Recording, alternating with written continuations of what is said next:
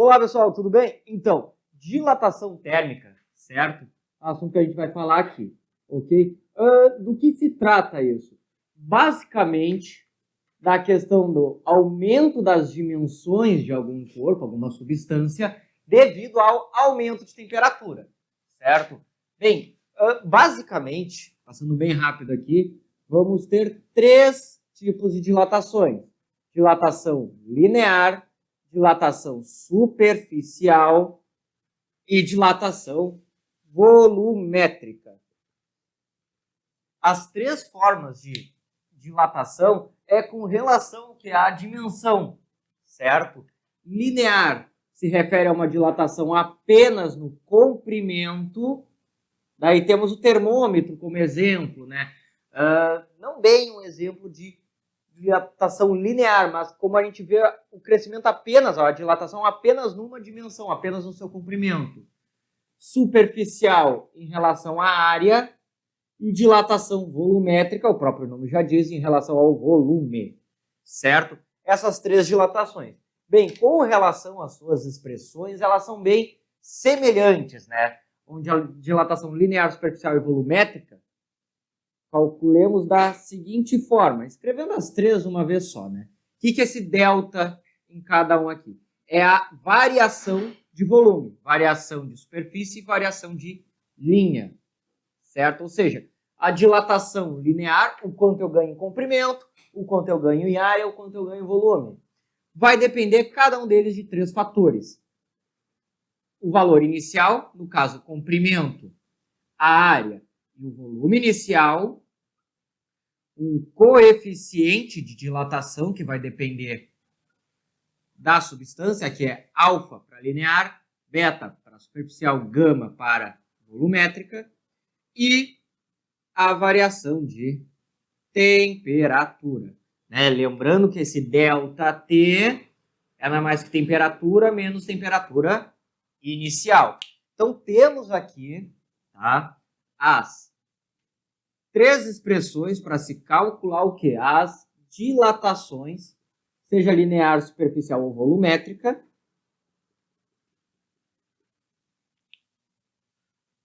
Ok? Para essas três situações. Bem, só desenhando aqui para alguns exemplos, né? Quando a gente fala em linear, a gente pode pensar, por exemplo, uma barra com comprimento L0 e que devido a um aquecimento ele sofre um aumento do seu comprimento, ΔL. Dilatação superficial, a mesma coisa, só que daí em relação à área. E a dilatação volumétrica com relação ao volume. Tá? Aumentos em relação às suas dimensões, né? Eles se expandem, vamos dizer assim. Isso devido ao quê? O aumento de temperatura provoca o aumento da agitação das moléculas ou dos constituintes daquele material. Essa agitação maior, essa vibração, essa oscilação maior vai fazer com que essas partículas, essas moléculas, esses constituintes acabem tendo uma distância maior uma das outras, certo? Tendo assim, então, né, esse aumento da região. Tá? Só que, claro, devemos cuidar, por exemplo, que essa dilatação a gente vai ver com relação aos coeficientes. Tá? E os coeficientes para estado sólido, líquido, são medidos em unidades por graus Celsius. Né? Então, no caso, as unidades de distância que nem são tão importantes. Tá? Certo? Mantendo apenas a mesma unidade de medida, que eu posso trabalhar com a minha dilatação em quilômetros se eu trabalhar com o comprimento inicial em quilômetros. Dilatação em metros, se eu trabalhar com o valor inicial em metros. Tá? E por aí vai. Então, mas aí tem que dar uma olhadinha ali como é que se faz transformação de unidades. Vou deixar um vídeo aqui para vocês clicarem depois para ver como trabalhar a questão de transformação. Lembrando que vocês têm uma lista de exercícios aí na descrição do vídeo, certo? Bem, então aqui alguns exemplos ali do que pode aparecer dentro dessa parte de dilatação, que é com relação à dilatação superficial ou volumétrica, mas pensando na dilatação, né, em corpos com orifícios, basicamente. Né? Pensando inicialmente, olha só, uma chapa e essa chapa possui um orifício ali, uma região que não tem material, certo? Ao ser feita a dilatação, ao ser feito algum aquecimento, essa chapa vai sofrer uma dilatação, vai ter um aumento das suas dimensões e aquele orifício também vai sofrer esse mesmo aumento. Né? A ideia é da mesma forma, como se isso aqui fosse também preenchido pelo material, certo? Então, quando falar em dilatação de algum orifício, alguma cavidade, tu vai encarar o espaço daquela cavidade como se fosse exatamente o mesmo material que eu estou fazendo, né, a minha chapa, ou no caso, algum volume sólido, daí com alguma cavidade, né, interior, certo?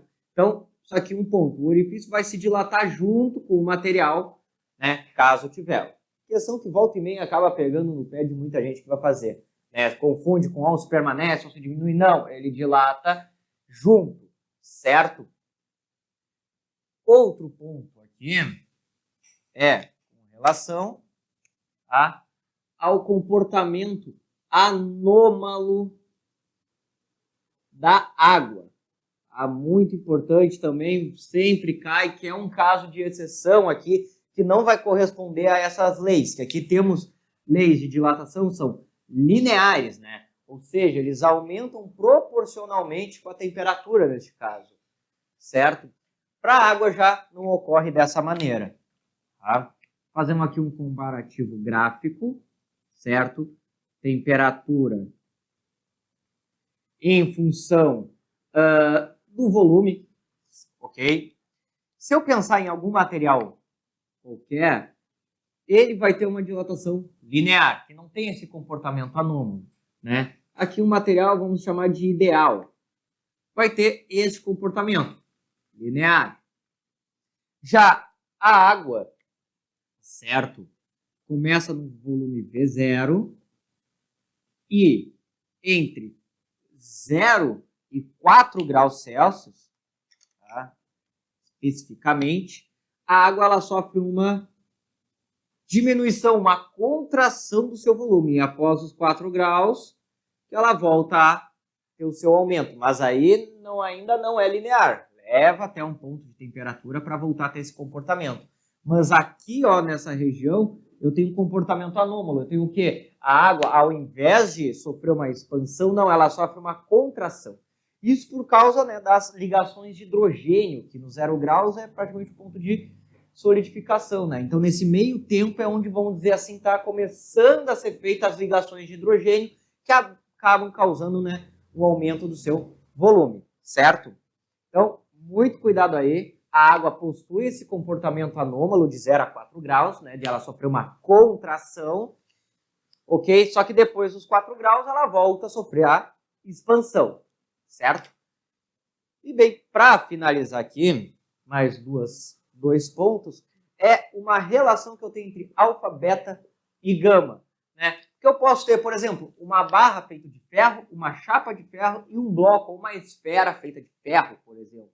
Né? 3 materiais diferentes, certo? Não é cada coeficiente diferente, mas vai ter uma relação com o outro. Da seguinte forma, ó.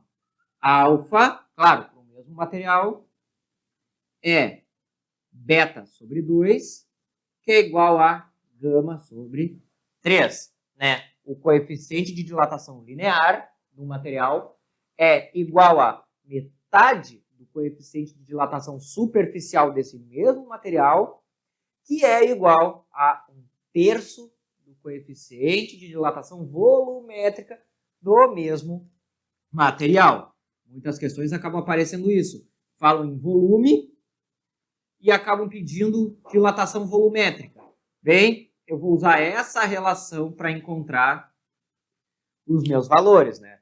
No caso, vou utilizar sempre 2 pares, por exemplo, alfa e gama, os 3, certo?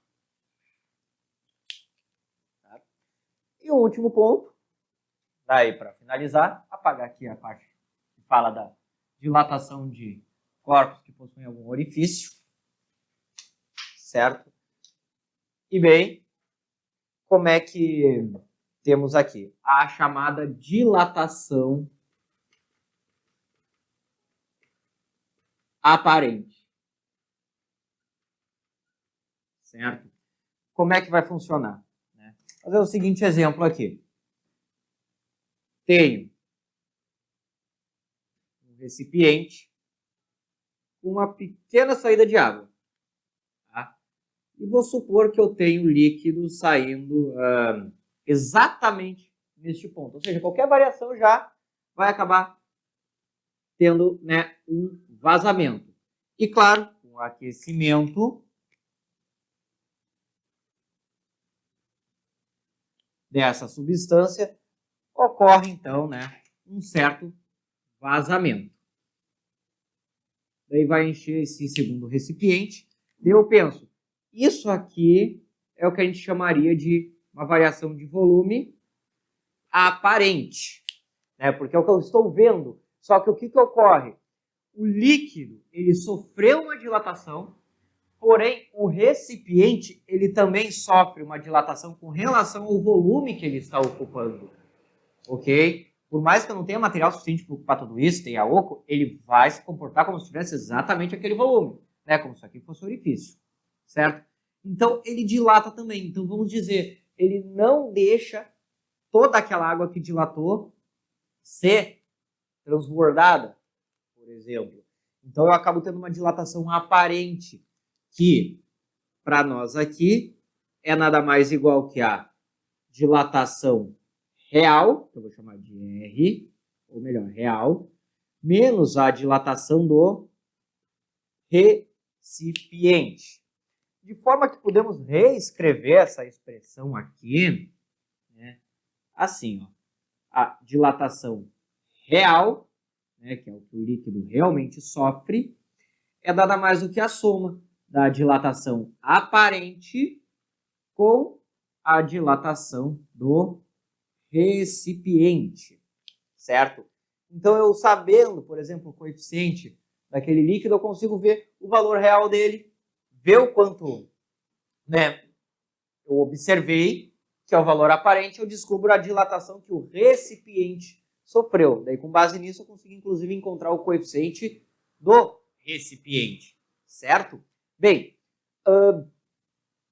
tem uma lista de exercícios dessa parte aqui para vocês, né, praticarem. Aqui foi simplesmente a explicação das dilatações e alguns pontos importantes, que é a questão do orifício, a questão da água, a questão da dilatação aparente, ok?